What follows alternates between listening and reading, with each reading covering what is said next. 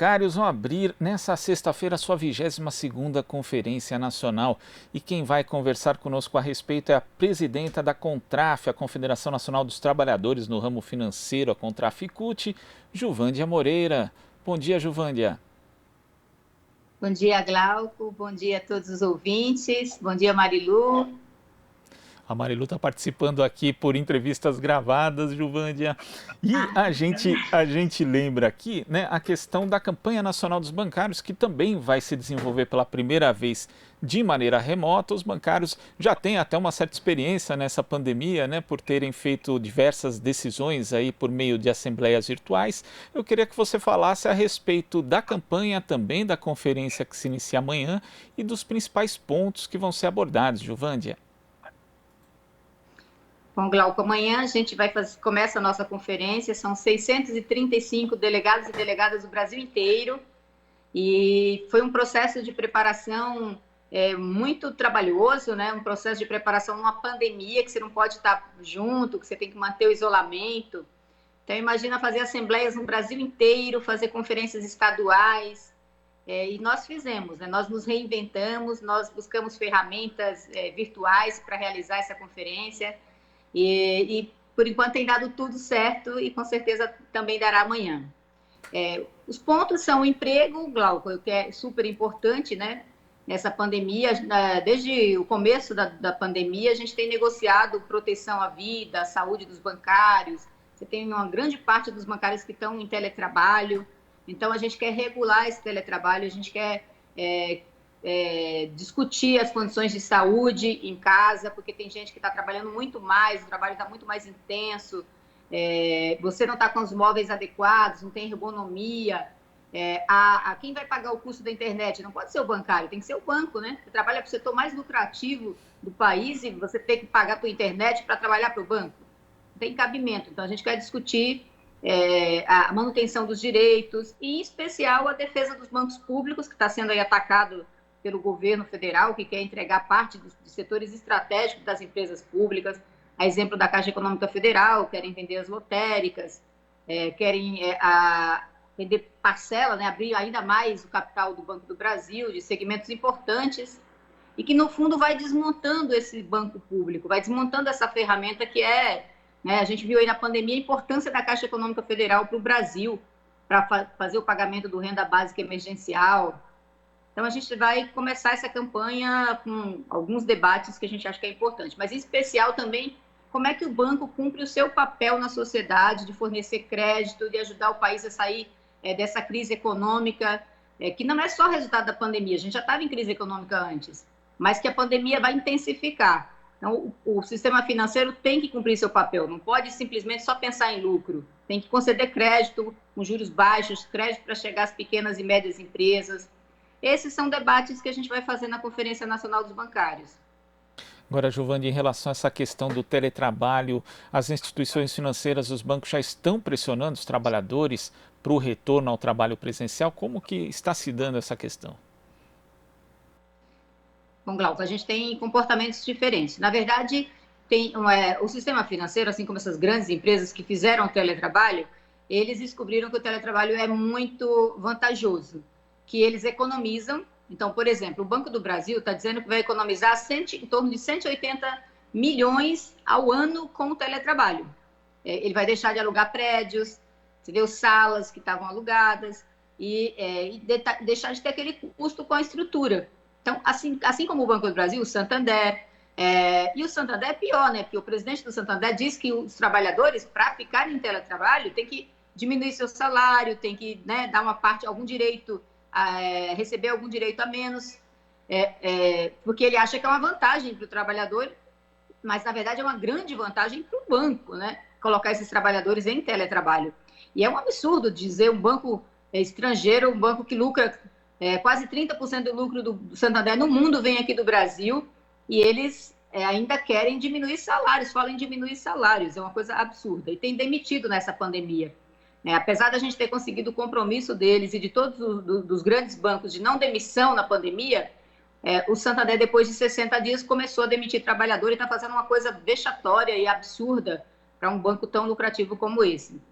Então, assim, a gente teve problemas de retorno ao trabalho, mas o problema maior que a gente está tendo agora, na verdade, é demissão no Santander, é problema de querer colocar a conta do teletrabalho nos bancários e nas bancárias.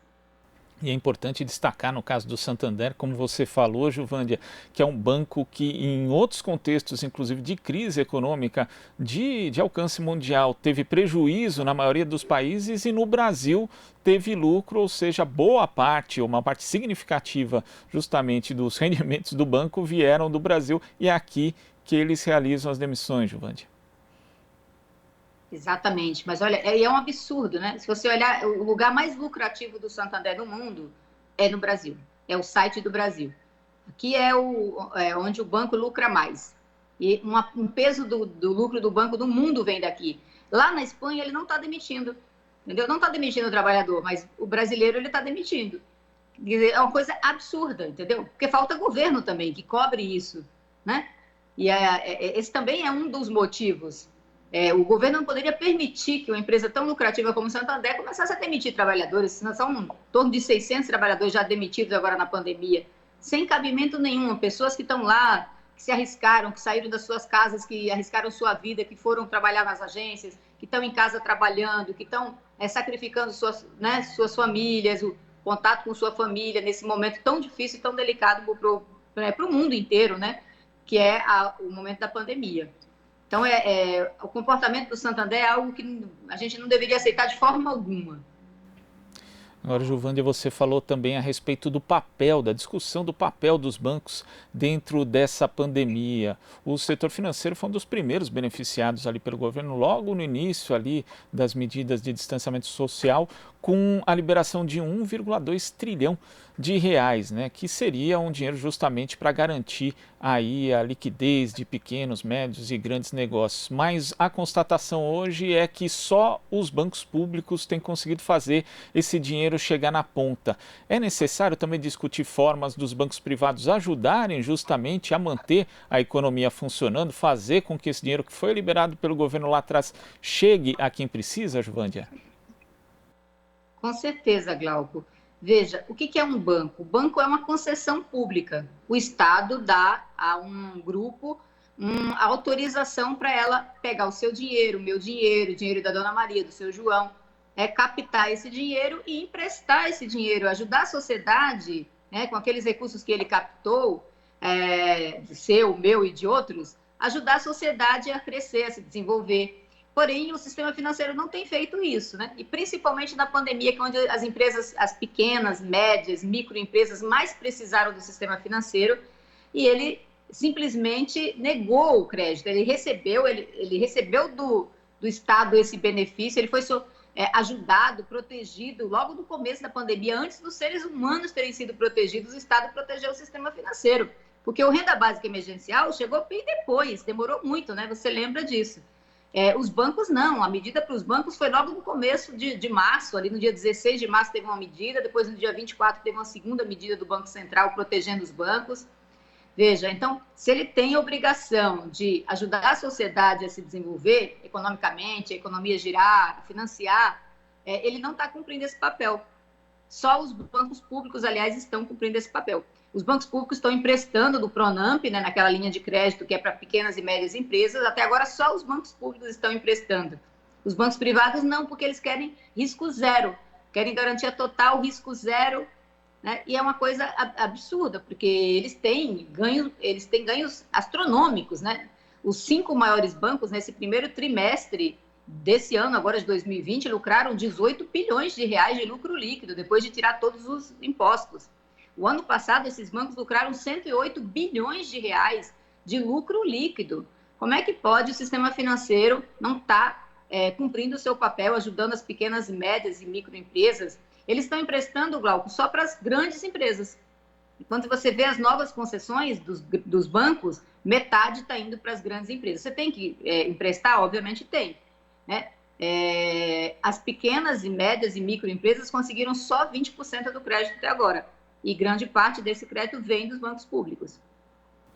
E quando a gente fala dos bancos públicos, como você ressaltou, fica clara, fica patente a importância deles nesse contexto da pandemia, mas se tivesse outra orientação de governo também, eles teriam um papel muito mais proativo no combate aos efeitos da crise sanitária. A gente já viu ali, por exemplo, na crise mundial de 2008 e 2009, a importância que eles tiveram na recuperação da economia, na preservação dos empregos de uma forma geral, não só a Caixa, o Banco do Brasil, como também o BNDES, e agora nós poderíamos ter uma postura semelhante caso a orientação do governo fosse outra. É preciso pressionar também para isso, Juvândia, para que os bancos públicos tenham um papel mais proativo no combate aos impactos dessa pandemia? Sim, com certeza, principalmente em relação à saída da crise, né, Glauco? Não só aqui na crise, mas em relação à saída da crise. E o governo, e depende do governo, né? O governo é quem manda nos bancos públicos, quem define a política, e é uma política equivocada desse governo, porque é uma política que não pensa. Você viu aquela reunião ministerial em que o próprio ministro da Fazenda disse que não ia ajudar as pequenas empresas, né? Só ia ajudar as grandes. Que é um absurdo, porque a maior parte do emprego no Brasil vem das pequenas empresas, pequenas, né, microempresas, são os grandes empregadores desse país. Se você não ajuda, você está dizendo o seguinte: eu vou deixar o desemprego crescer, vou deixar as pessoas desprotegidas. É isso também o recado do governo. Estou preocupada com as grandes empresas e pronto. E, de verdade, o governo tem obrigação, deveria atuar para proteger a sociedade como um todo, né? Proteger primeiro as vidas, depois os empregos, em seguida as pequenas, médias, né, microempresas, como os países no mundo estão fazendo. Todos os países do mundo estão fazendo, estão emitindo moeda, estão usando o banco público, todas as ferramentas que eles podem para proteger as vidas e as economias, né, ao mesmo tempo, porque uma coisa não é contraditória à outra. Você tem que proteger a vida, e aí tem que salvar, tem que colocar as pessoas em casa, dar condição dela ficar em casa, tem que ter, né, investir na saúde pública, atendimento público, investir na ciência e tecnologia para ter vacina, coisas que a gente não está vendo aqui no Brasil, esse governo preocupado.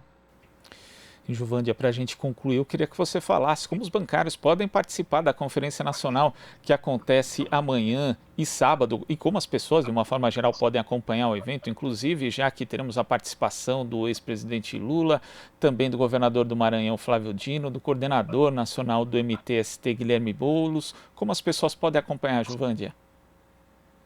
Certo. Bom, todo mundo vai poder acompanhar a abertura da conferência, que acontece nessa sexta, a partir das 18h20.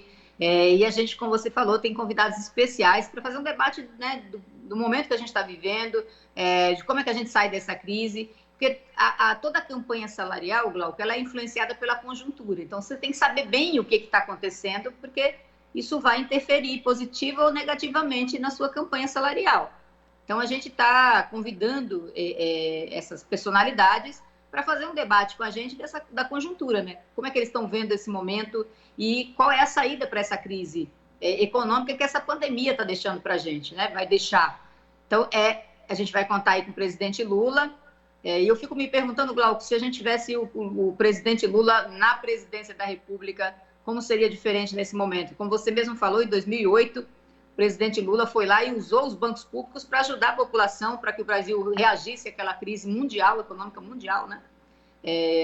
Teve uma atitude, né, de liderança, e a gente vê aí quantos brasileiros já morreram, quantas famílias já perderam seus entes queridos, e esse presidente que está aí, o presidente Bolsonaro, né, no começo diz que é uma gripezinha, depois diz e daí com as mortes, né? Falta empatia, falta sensibilidade para este presidente em relação à população brasileira, às vidas da população brasileira.